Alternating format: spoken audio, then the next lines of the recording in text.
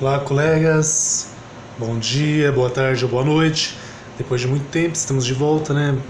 Sem tempo para gravar, na correria das provas, de outras coisas. Os colegas meus me entendem, né? Que estão passando por essa mesma situação de provas. E conciliar, né? Trabalho com estudos e família e outras coisas. Está difícil gravar. Tá? Hoje vamos falar a respeito de um tema de direito administrativo. Eu vou falar daqui para frente de assuntos, ou melhor, de matérias específicas. Por exemplo, eu vou falar de direito administrativo e constitucional apenas. Caso algum colega tenha alguma dúvida, queira que eu fale a respeito de outras matérias, por exemplo, processo civil, processo penal, me manda mensagem, deixa nos comentários aqui pedindo, ou pessoalmente, ou por WhatsApp, né, quem tem meu contato, no Facebook, que aí eu irei preparar, lógico, a matéria, estudar para falar sobre o tema, lembrando que tudo que eu falo aqui é estudado, é resultado dos meus estudos, né, em que eu gravo tanto para mim, dessa forma eu aprendo mais, buscando mais informações, e ao mesmo tempo eu divido esse conhecimento que eu adquiri com outras pessoas que talvez possa ajudar essas pessoas em alguma coisa, ou refletir, ou estar com dúvida em alguma coisa. Talvez os meus comentários são válidos, lembrando que eu não sou professor, né? Sou apenas um estudante que busca informações. Hoje o tema é sobre serviços públicos, né? O serviço público ele não está pacificado na doutrina já há algum tempo, né? Há diversas opiniões contrárias a outros sobre o conceito de direito, o conceito de serviços públicos. O conceito de serviço público ele vem sofrendo algumas alterações ao longo da história.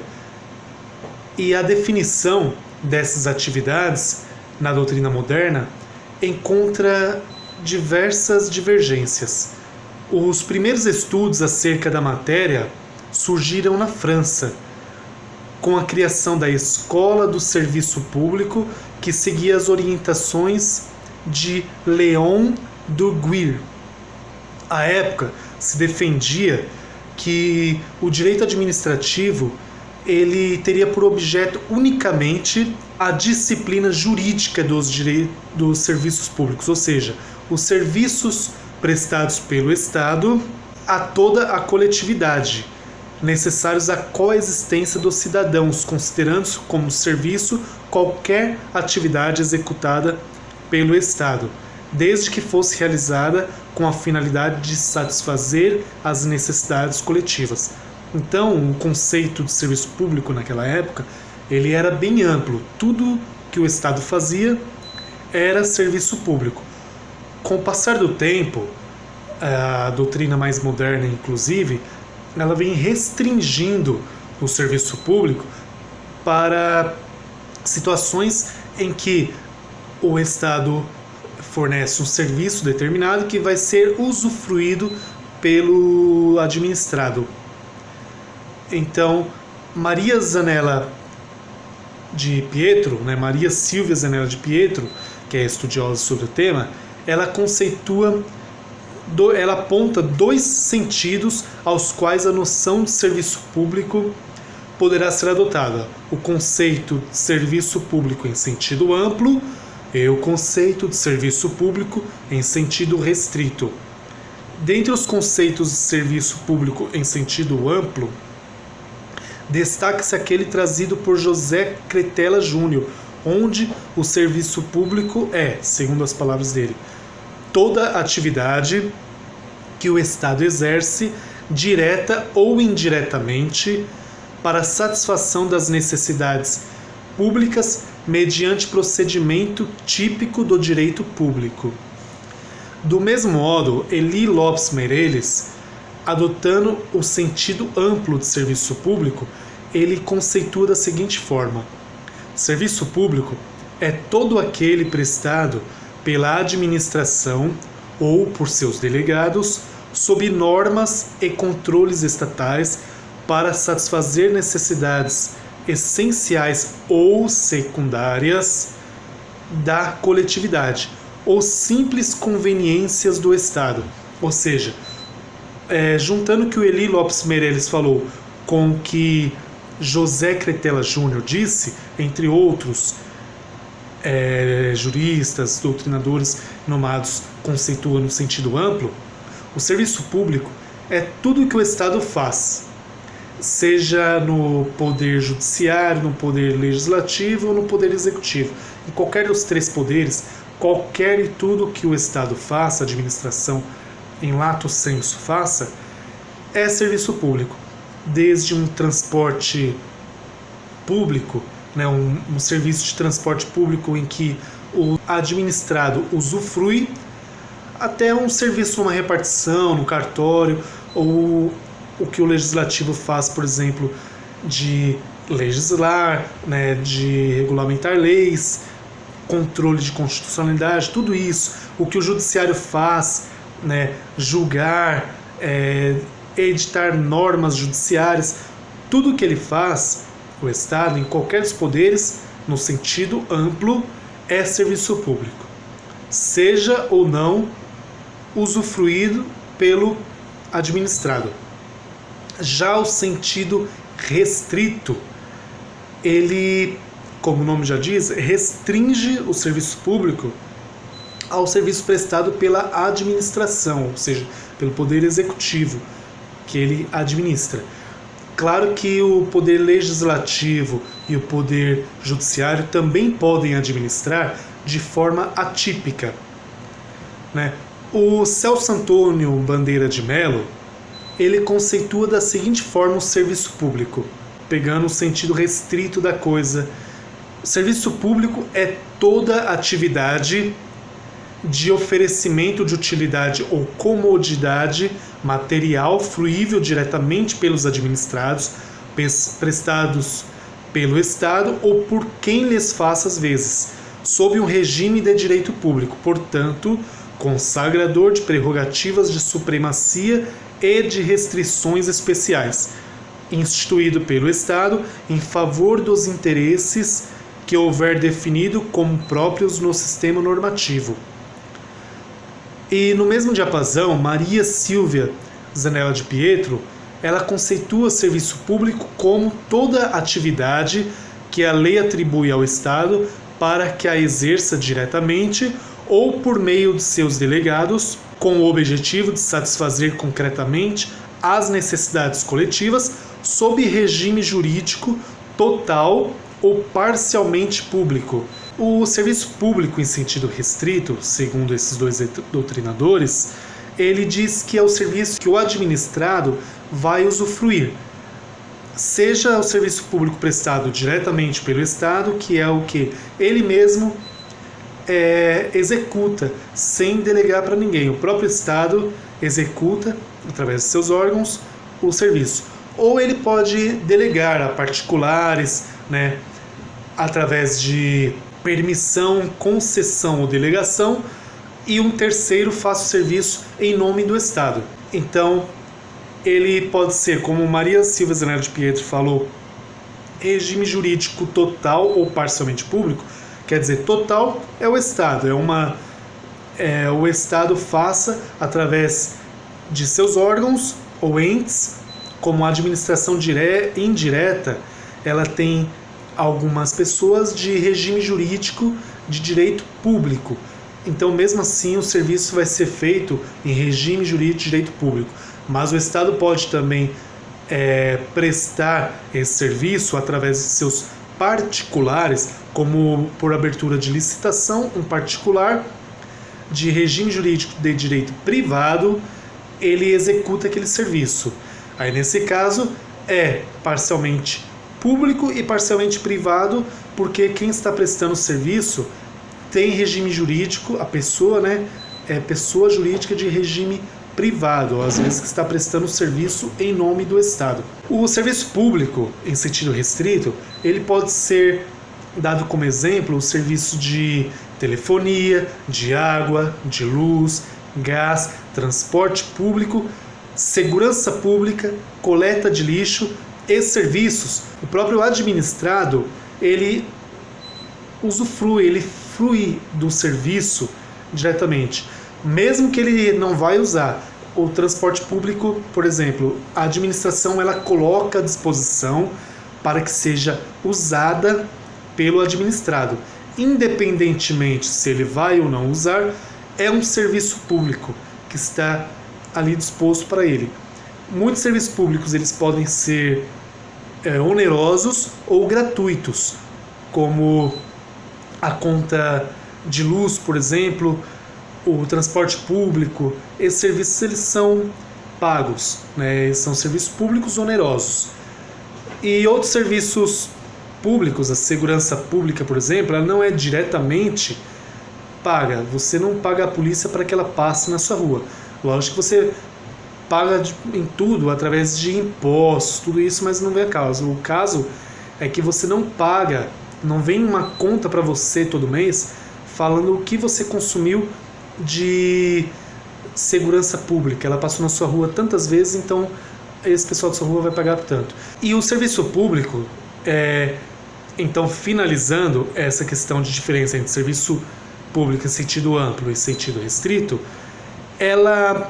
ele parte da distinção entre atividade jurídica e atividade social. E a atividade social é exercida pelo Estado, mostrando que é na atividade social que se situa o conceito de serviço público, pois há aí um Estado voltado ao atendimento dos interesses coletivos e bem-estar social através de serviços essenciais aos particulares. E os serviços públicos eles têm também princípios. Além de ter de obedecer os princípios gerais da administração pública previsto no artigo 37 da Constituição Federal, o que são o famoso LINPE, que é legalidade, impessoalidade, moralidade, publicidade e eficiência, os serviços públicos também têm os princípios próprios do serviço público que estão previstos na Lei 8.987 de 1995, que é a Lei da Prestação de Serviços. No capítulo 2 dessa lei, ela fala do serviço adequado, que já é um princípio. O parágrafo 1º do artigo 6º dessa lei, ela diz que serviço adequado é o que satisfaz as condições de, aí vem os princípios, regularidade, continuidade, eficiência, que também está previsto no artigo 37 lá, segurança, atualidade, generalidade, cortesia na sua prestação e modicidade nas tarifas. A respeito de cada um dos princípios, falamos o seguinte: o serviço público ele é previsto na Constituição Federal de 1988, em seu artigo 175. Ele diz o seguinte: incumbe ao poder público, na forma da lei, diretamente ou sob regime de concessão ou permissão, sempre através de licitação, a prestação de serviços públicos. O princípio de regularidade fala sobre o serviço público ser regular, como o nome já diz, né? De o serviço de o Estado, a administração, ele fornecer aos seus administrados com regularidade determinado serviço, como por exemplo um ônibus. Damos como exemplo: se um ônibus ele passa todos os dias em um determinado ponto às 6 horas da manhã, no outro dia ele já passa às 6h30, no outro 7 horas, e depois ele não passa mais, está ferindo o princípio da regularidade. O outro ponto é continuidade. O princípio da continuidade diz sobre o serviço público não ser interrompido, salvo em alguns casos. Como todo princípio tem exceções, nenhum princípio é absoluto, o da continuidade também é. O princípio da continuidade, ele fala, por exemplo, em um serviço de educação, serviços da educação dos hospitais, né, de segurança pública. eles não podem ser interrompidos, eles têm que prosseguir. Esse princípio também é chamado por parte da doutrina de princípio da permanência, que determina que os serviços públicos não podem sofrer paralisações indevidas, tendo em vista a necessidade da comunidade, dos administrados, podendo, em alguns casos, como preceitua o parágrafo 3º do artigo 6º também dessa Lei 8987 de 95, esse parágrafo 3º diz o seguinte: não se caracteriza como descontinuidade do serviço público, a sua interrupção em situação de emergência ou após prévio aviso, quando, inciso 1, motivada por razões de ordem técnica ou de segurança das instalações, e, inciso 2, por inadimplemento do usuário, considerado o serviço da coletividade. Então, o que diz esse parágrafo é basicamente que, em determinadas situações em que o serviço público tiver que ser interrompido, não vai ferir o princípio da continuidade ou permanência. Em casos, por exemplo, no hospital há um risco ali de explosão, de vazamento de gás, ou alguma doença que está ali, que quem se aproximar dali, uma radiação, uma doença mesmo, que vai pôr em risco a vida tanto de quem está trabalhando quanto de quem está sendo atendido. Então vai ter que fechar o hospital até regularizar as coisas, até sanar os problemas, para que possa oferecer um atendimento melhor, para os usuários. E outras situações, por exemplo, de emergência, calamidade pública, terremoto, que não tem no Brasil, mas, por exemplo, se tivesse, em que tiver que ser interrompida alguma atividade, algum serviço público. E no inciso 2, fala sobre o inadimplemento. Pegamos, por exemplo, a conta de luz, que não é paga por um determinado usuário. Então, para essa casa, o serviço público ele vai ser interrompido pensando na coletividade. Porque então pense se todo mundo deixasse de pagar a conta de luz porque determinada pessoa não pagou, não aconteceu nada com ela, vai incentivar que demais pessoas também não paguem a conta de luz, já que não acontece nada. Ia fomentar o não pagamento da conta de luz, o que ia causar sérios danos aos cofres públicos. E aí ia pagar o quê? Sendo que é exatamente da conta de luz que conseguimos pagar, fornecer a conta o serviço de eletricidade para as casas.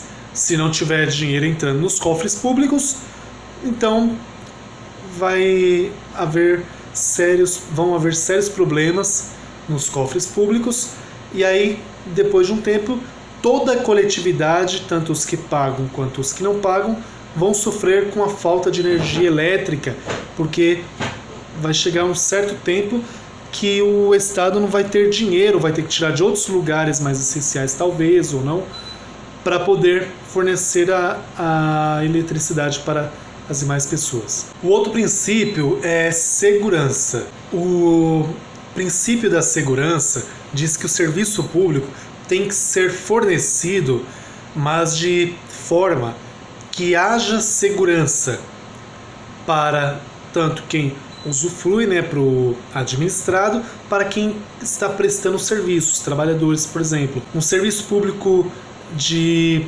transporte público, novamente, que acredito que seja mais fácil de dar exemplo, por comportar vários princípios. Ele tem que ser fornecido de forma continuada, como o princípio anterior, tem que ter uma continuidade no transporte público.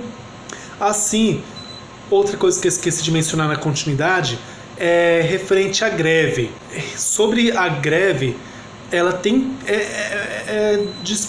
está disponível para os servidores públicos o direito à greve. Porém, a greve deve ser exercida, o direito da greve deve ser exercido de forma a que não paralise totalmente o serviço público. Então ele tem que ser prestado, tem que ser executada o serviço público, pelo menos uma parcela dele. Vai fazer a greve? Faça, mas não paralise tudo. Então tem muitas pessoas que querem fazer greve, fazem o quê? Diminui, por exemplo, o transporte público, não vai parar todo o transporte público, mas aí começa aí, por exemplo, quando acontece no metrô, as greves que acontecem no metrô, começa a sair metrô em lapso de tempo maior do que o comum. Então, se sai o metrô a cada 5 minutos, vai começar a sair em 15 minutos, né, para que a população sinta a greve e isso atinja a administração de uma forma a chamar a atenção para as necessidades dos grevistas. Então, eles não podem parar, porque se parar, vai ocorrer o abuso do direito, né, o abuso do uso do direito. E aí vão haver sanções para os responsáveis. E voltando ao assunto agora da segurança, o princípio da segurança, no mesmo exemplo do transporte público, ele tem que ser prestado de forma a que quem está prestando, por exemplo, no ônibus, o motorista, o cobrador, eles estejam seguros, o motorista tenha lá o seu cinto de segurança, tenha a capacitação, né? Ou seja, ele tem que ter, obviamente, carteira de motorista, com uma categoria que ele seja para o ônibus que ele esteja transportando, porque alguns ônibus maiores, aqueles de 2, 3, né, que tamanhos lá, sanfonas, eles têm que ter uma categoria maior do que o ônibus menor. E se não mudou a CTB, que não é minha especialidade, né, o Código de Trânsito Brasileiro, então se mudou eu não estou sabendo, mas até um tempo atrás, quando eu tinha visto, ainda estava vigente essa legislação de que o motorista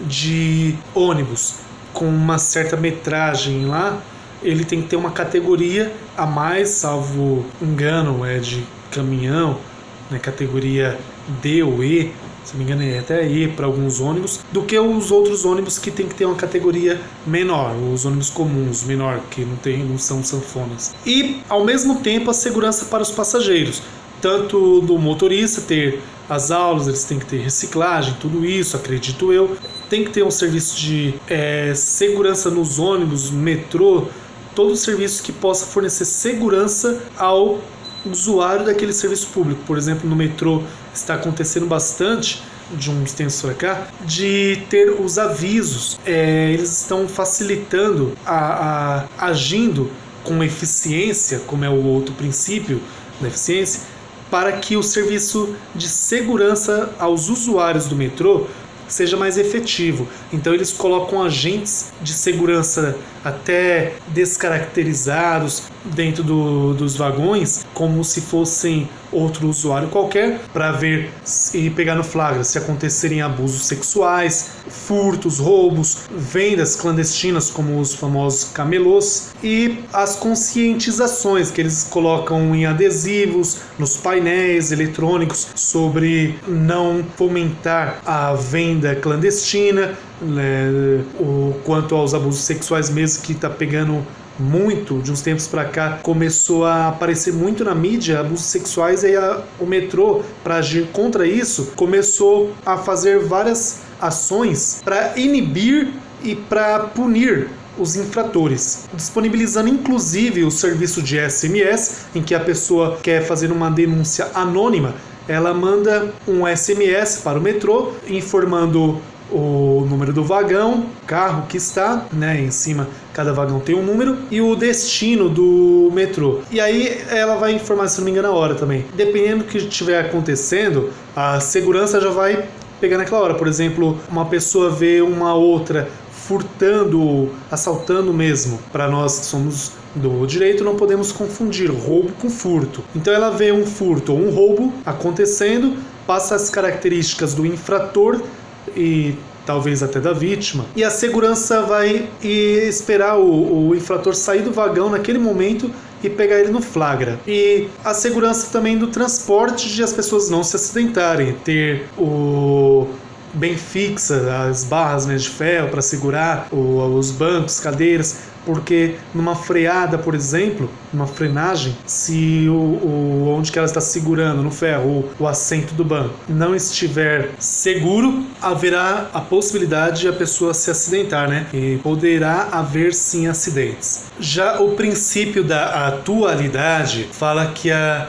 administração deve prestar serviços de forma com atualidade, ou alguns chamam esse princípio de princípio da modernidade, em que o serviço público deve ser prestado com atualidade nos seus equipamentos, serviços. Por exemplo, não pode a administração abrir uma licitação para contratar cavalos, carroças para fazer transporte público, que isso não é usado aqui mais, ou de bonde, né? Como tinha um tempo atrás, que algumas subidas os ônibus não conseguiam, não tinham potência para subir com os passageiros, e aí em determinados lugares eles trabalhavam com os bondes, né? Muitos de nós nem éramos nascidos nessa época, ou não tínhamos a consciência de saber o que era um bonde, de ver. No centro da cidade, quando era criança, até vi um lá, mas era turístico, né? Ainda deve ter hoje no centro da cidade de São Paulo, turístico, para você olhar. Antigamente, quando eu era criança, eu via até uns andando assim lá no centro, que era apenas demonstração, mas não se usa mais transporte público usado pelos bondes. Então, não há necessidade de a administração comprar bonde para poder servir a sociedade, servir aos administrados com bondes, e sim ônibus, e dos mais novos. Ela não pode comprar ônibus antigos, ultrapassados, que não atende mais às necessidades ou atende de modo não eficiente a população. Então, nós vemos vários, como por exemplo, eu citei no metrô, a atualidade também no serviço de SMS, até de WhatsApp, alguns serviços públicos, né, alguns entes, eles trabalham com o serviço de WhatsApp para você informar determinadas coisas. Hoje em dia, por exemplo, no judiciário, você vai no fórum, por exemplo, da Barra Funda, para você fazer a comunicação só a nível de comparação sobre a atualidade. Você chega lá, nas paredes está um cartaz falando da comunicação dos atos, das citações, tudo entre o judiciário e o advogado das partes, poder ser feito, inclusive acordos feitos hoje através de WhatsApp. Então, vários acordos hoje estimulado, fomentado pelo judiciário, são feitos sem precisar ir até a audiência. Hoje em dia pode ser feito através de WhatsApp. Eu até tirei foto na época, ia tirar, meu celular tinha descarregado, pedi pro meu colega tirar foto pra mim, aí ele tirou e esqueceu de me mandar, até hoje esperando. Mas enfim, que existe. A administração, ela está sempre renovando para acompanhar a tecnologia e estar a par com essa tecnologia, para poder prestar um serviço público de modo mais eficiente. Então coloca televisores, por exemplo, numa sala de cirurgia com maiores polegadas, para o médico, na hora que ele está fazendo uma operação, por exemplo, no coração, ele conseguir enxergar perfeitamente e o risco de morte daquela pessoa operada ser bem menor, poder ser mais eficiente o serviço que está ali prestando de cirurgia, por exemplo. Então é mais prático e mais eficiente ter um televisor mais moderno do que um televisor de repente preto e branco que você não consegue enxergar direito e os médicos têm que trabalhar igual antigamente com mais dificuldade. Então, aquela tal situação de se podemos facilitar, por que dificultar? Generalidade é outro princípio. Generalidade, também chamado de princípio da universalidade, é o princípio que dispõe que o serviço público deve ser prestado a todos os administrados por igual. Ele é resultado do princípio da isonomia ou da igualdade, em que todos devem ser tratados igualmente nas suas igualdades e desigualmente à medida da sua desigualdade. Então, o princípio da generalidade, ele deve ser prestado, o serviço de transporte público, por exemplo, para todo mundo, independente de raça, de cor, de sexo, de opção sexual. Não pode haver discriminação por esses fatores. Como eu disse sobre o princípio da isonomia, em que os desiguais devem ser tratados desigualmente na medida de sua desigualdade, em que no transporte público mesmo, no ônibus, o motorista vai parar o ônibus em determinados locais fora do ponto, que não pode para outras pessoas, mas para idosos, para deficientes físicos, né, para portadores de necessidades especiais, ele vai parar fora do ponto. Há uma lei que determina isso, porque é a forma de nós tratarmos a isonomia corretamente. E outro ponto, por exemplo, o motorista levantar do seu banco ou o cobrador para ir puxar aquela passagem, né, aquele acesso do ônibus para um cadeirante poder entrar no seu ônibus e ter todos os ônibus essa rampa, lembrei o nome. Ou outros locais, bares, escola, faculdade, viabilizarem o acesso para os cadeirantes para eles também poderem usufruir do serviço público como os demais. Porque se não tivesse, então quer dizer que o serviço público seria só para quem não é cadeirante. Então, o princípio da generalidade, da universalidade, é de viabilizar o serviço público para todos os seus administrados, independentemente de qualquer coisa. O princípio da cortesia fala a respeito que, na verdade, tudo que nós vemos nesse 8987, né, 8.987 de 95, é aquilo que é muito bonito na teoria, e quando você vai ver na prática não tem nada a ver, né? Eles ferem vários desses princípios, e o da cortesia nós vemos muito isso. O princípio da cortesia diz que o servidor público, o atendente que está trabalhando ali, ele deve ser cortês com os seus administrados, ele deve ser cordial, usar de urbanidade. E o que vemos várias vezes que fere o princípio da urbanidade ou da cortesia é quando vamos, por exemplo, no hospital ou em outras repartições, seja qual for, você chegando para ser atendido e, além de quem está ali do outro lado te atendendo, muitas vezes nem te responder um cumprimento de bom dia, não te falar. Quando você chega, não fala, e quando você fala, nem te responde. Muitas vezes age com grosseria, né? Como eu que mando aqui, é isso e pronto, né? Vai pro final da fila, não sabe tratar com urbanidade as pessoas. E isso fere o princípio da urbanidade ou da cortesia na sua prestação. E por fim, falamos sobre a modicidade das tarifas.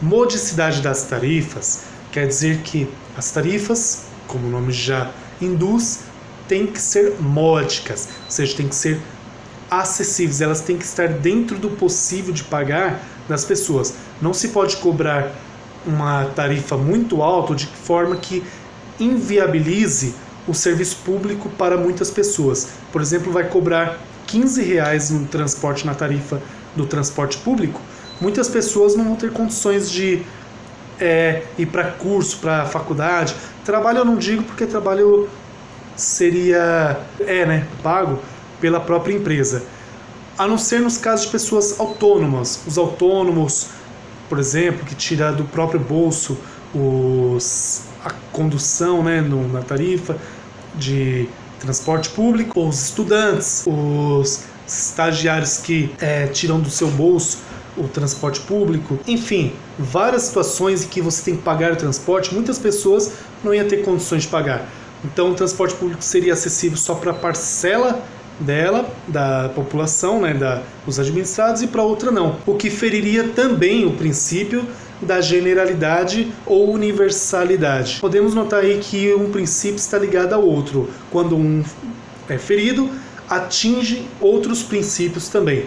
E por fim, o da modicidade, como eu estava dizendo, tem que ser acessível, tem que ser algo que esteja dentro do possível para os administrados, de forma que não fique nem caro demais, que seja impagável, como também não seja barato demais, que não consiga suprir as necessidades do Estado para poder dar a continuidade, aí o princípio da continuidade no serviço público, como teve candidato à presidência da República, ou prefeitos também, não só prefeitos de São Paulo, salvo engano, prefeito era governador, se eu não me engano, que disse que iria implementar ou tentar implementar o passe livre geral, e aí iria ferir o princípio da continuidade, porque ia chegar um certo tempo que o Estado não ia conseguir bancar esse serviço público, né, de transporte, tirando dos cofres públicos apenas,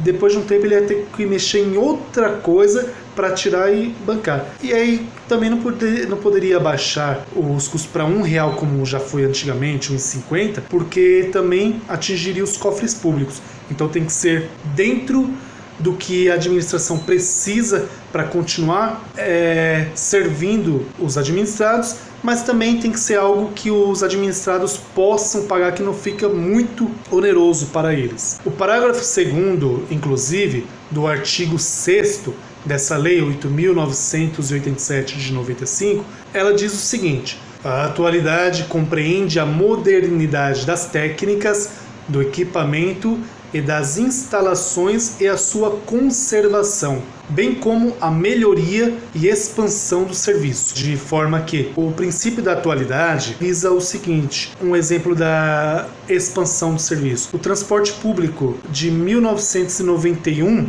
por exemplo, era para atender certa quantidade de administrados. Conforme esses anos passaram, de acordo com pesquisa do IBGE, por exemplo, viu-se que a população cresceu e os usuários de transporte público aumentaram em quantidade. Então, o princípio da atualidade, ela determina que o transporte público, o serviço de transporte público, tem que ser alargado, né? Tem que ser expandido referente aos servidores públicos, ou seja, os funcionários, tanto operacionais, lá o motorista, o cobrador, tem que aumentar a quantidade deles, quanto de material, né? De serviços. E por fim, para finalizar, cabe citar que dentre a classificação dos serviços públicos, lembrando que serviços públicos é um tema bastante abrangente que vale a pena estudar, ler, não só em videoaula. Videoaula, ele seja comigo, um mero estudante, como eu disse no começo, como outros professores bem conceituados, não ficar só em videoaula, só no YouTube, que ajuda muito. Muitas vezes, muitas pessoas aprendem muito. Eu mesmo já aprendi bastante com videoaula no YouTube, mas é sempre muito importante a leitura, tanto da lei seca quanto da doutrina e jurisprudência, para você poder se aperfeiçoar em determinado assunto. E dessa forma você vai perceber que o serviço público, ele é muito abrangente. Você pega, por exemplo, a lei 8.987 e vai perceber cada detalhe que ela fala, umas coisas que normalmente nós nem vemos em videoaulas ou em sala de aula mesmo. Afinal de contas, se fosse para falar de tudo do serviço público, de conceitos, doutrina, diferenciações, etc., seriam horas e mais horas para poder falar de tudo. Então, finalizando essa breve explanação de serviço público, falamos a respeito de duas classificações de serviço público que se dividem em UTI Universi e uti singuli. O uti singuli, ele é uma prestação também chamada de divisível. É a prestação divisível do serviço público, em que o serviço público ele pode ser mensurado individualmente. Ele tem que ser prestado a toda a coletividade sem discriminação, mas ele pode ser mensurado individualmente, como por exemplo a energia elétrica. Ela é dividida de casa a casa. Determinada casa, por exemplo, não paga, como foi o exemplo que eu dei da continuidade, não paga a conta de luz, ela pode ser cortada, né? E pode ser individualizada, inclusive, as taxas ou tarifas cobradas. Quanto que eu pago na minha casa é diferente, provavelmente, do que meu vizinho paga. Ela é divisível. E o serviço público uti universi é um serviço público chamado de serviço público indivisível, universal, em que não pode ser dividido, como o nome já diz, porque é prestada a toda a coletividade por igual, como, por exemplo, a segurança pública, né, o policiamento militar, por exemplo, ele passa, o civil, a iluminação pública, né, nas ruas, os postes, ou a coleta de lixo nas ruas feitas pelas empresas que são delegadas pelo Estado, ele não é divisível no Brasil. Ele é coletivo, universal, para todo mundo por igual. Independente se você vai colocar lixo na rua ou não, né? Independente se você está sendo assaltado ou não, esses serviços estão disponíveis para você, e os prestadores que atuam na coleta de lixo público, em determinado horário, ele passa nas ruas pegando todo o lixo que tem na rua. Ele não vai fazer a diferenciação de pessoa, eu vou coletar dessa pessoa, dessa não, essa pagou o imposto, imposto, essa não pagou, e aí não pode ser feito dessa forma o serviço público Universi. Tem que ser feito disponível para todo mundo. Espero que tenham gostado desse vídeo. Compartilhe, deixe seu like, se inscreva no canal. E daqui para frente eu vou falar apenas de direito administrativo e direito constitucional. Eventualmente, caso alguém queira que eu fale sobre outra matéria, pode ser que eu comente, né? Pode ser que eu falo, pesquiso e venha falar a esse respeito. Desculpa qualquer coisa, obrigado por ter ficado comigo. Deixem um like, compartilhem, se inscrevam no canal e tamo junto. Valeu, galera!